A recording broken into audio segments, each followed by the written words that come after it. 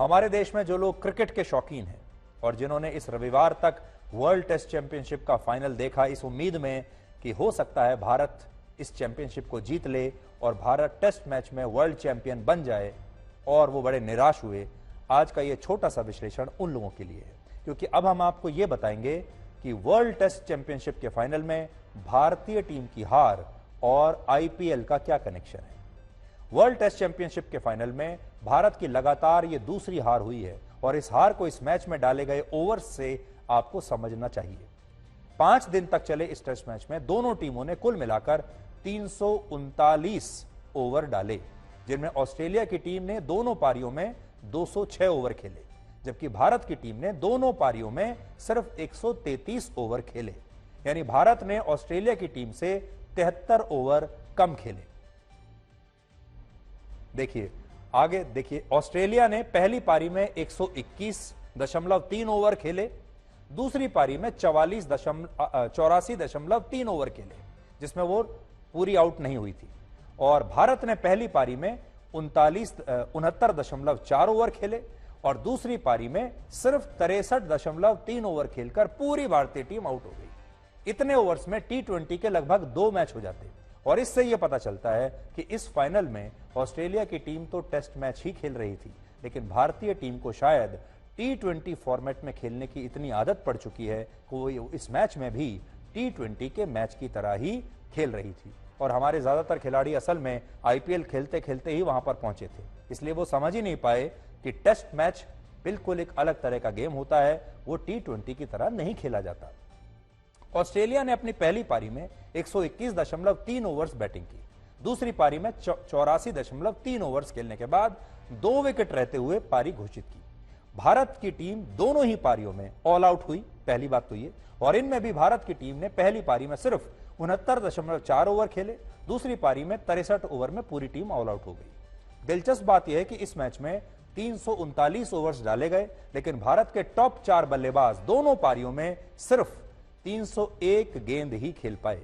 इससे यह पता चलता है कि टेस्ट मैच के लिए जो जरूरी अनुशासन चाहिए, धैर्य चाहिए, स्टेमिना चाहिए, भारतीय खिलाड़ियों के पास वो होना चाहिए था, और वो शायद अब इन खिलाड़ियों के पास नहीं है, और ये खिलाड़ी टी20 वाला क्रिकेट टेस्ट मैच में भी खेल रहे हैं। टेस्ट चैंपियनशिप के इस फाइनल में भारत के जो 11 खिलाड़ी खेल रहे थे, उनमें 10 खिलाड़ी ऐसे थे जो आईपीएल में भी खेलते हैं, बहुत सक्रिय रहते हैं, और यही वजह है कि इन खिलाड़ियों को आईपीएल वाले टी20 फॉर्मेट में खेलने की इतनी आदत हो चुकी है कि इस वजह से ये टेस्ट मैच में पिच पर उतना ही टिक पाते हैं जितना किसी टी20 मैच में ये पिच पर टिकते हैं। इसके अलावा भारत में सभी फॉर्मेट्स के लिए खिलाड़ियों का चयन अब आईपीएल में किए गए प्रदर्शन के आधार पर होने लगा है, और इसीलिए जो खिलाड़ी टेस्ट मैच खेलते हैं उन्हें कोई मौका नहीं मिलता। यानी कोई अगर खिलाड़ी अपने आप को सिर्फ टेस्ट मैच के लिए बनाकर रखना चाहता है, अगर वो स्पेशलिस्ट खिलाड़ी है टेस्ट मैच का, तो उसके लिए आईपीएल में या टी20 में खेलना मुश्किल होता है, और अगर वो आईपीएल में अच्छा ना खेले, टी20 में अच्छा ना खेले, तो फिर टीम में सिलेक्शन नहीं होता।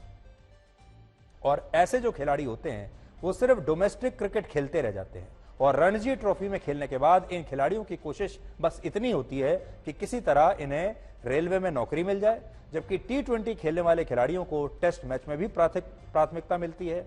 वो बड़े स्टार भी बनते हैं, पैसा भी कमाते हैं, विज्ञापनों में भी काम करते हैं। इसलिए अगर आपको टेस्ट मैच की टीम में भी आना है तो टी20 में और आईपीएल में अच्छा प्रदर्शन करना पड़ेगा। रणजी ट्रॉफी का अब कोई मतलब नहीं रह गया, डोमेस्टिक क्रिकेट का अब कोई मतलब नहीं रहेगा। बल्लेबाजों की तरह गेंदबाजों को भी अब टी20 के मैच की तरह 4 ओवर्स डालने की आदत हो गई है, और इसलिए वो टेस्ट मैच में जब 20-20 ओवर्स डालते हैं तो वो बहुत जल्दी थक जाते हैं, और इस फाइनल में भी भारत की हार का एक ये बड़ा कारण हो सकता है। सौरव गांगुली ने इस हार के बारे में क्या कहा है, आपको सुनवाते हैं। मैं समझता हूं उनका सोच कहां से है। पिछली साल जब इंग्लैंड के सामने हम हारे थे, 400 रन बनाया था इंग्लैंड एक दिन में चौथी पारी में, तो ये सोच भी उनके दिमाग में था कि कहीं ना कहीं हम 250-300 बना देंगे चौथी पारी में, क्योंकि विकेट अच्छा हो जाता, क्योंकि अटैक, लेकिन अटैक अलग है, प्रेशर अलग है फाइनल का। तो मैं समझता हूँ कि, और मैं बहुत बार, ये नहीं मैं आपके साथ इंटरव्यू कर रहा हूँ, ये नहीं मैं राहुल द्रविड़ को प्रोटेक्ट कर रहा हूँ या रोहित को या जिसको भी, थोड़ा बहुत तो कर भी लूँगा क्योंकि मैं भी खेला हूँ, मैं भी हारा हूँ, भारत मेरे समय भी हारा है, जीता, ये तो होता ही रहेगा। बट जो चीज़ मुझे दिखी नहीं वो है ना कि जो भी हो जाए कि घुसते हैं, देखते हैं क्या होगा। वो मैंने वर्ल्ड कप सेमीफाइनल में भी देखा और मैंने राहुल को बताया भी, यार जाके खेल बिंदास, हार गए तो हार गए। इधर उस दिन भी ऐसा ही, हाँ उस दिन भी कि फियर ऑफ फेलियर में हम दिखता है। इंडिया हैं, हम टाइटल क्या कहते हैं उसको, हम लोग सोचते कि हम जीतेंगे, हमसे उम्मीदों का, एक्सपेक्टेशंस का उससे पहाड़। निकलना जरूरी। हार गए तो हार गए यार। आपको याद दिलाता हूं, कपिल देव एक जमाने में एक टेस्ट मैच में अकेले ही 60 ओवर्स डालते थे जब वो खेला करते थे। आज आपके पास कौन सा ऐसा बॉलर है जो एक टेस्ट मैच में 60 ओवर डाल दे? किस बॉलर के पास इतनी आपके पास स्टेमिना है जो इतनी गेंदबाजी लगातार बिना थके कर पाए? आज हमारे जो गेंदबाज हैं वो 4, 5, 6 ओवर डालकर या बहुत ज्यादा हुआ तो 10 ओवर डालकर थक जाते हैं। इसी तरह एक जमाने में राहुल द्रविड़ जब खेलते थे तो 500 बॉल राहुल द्रविड़ एक पारी में खेल जाया करते थे।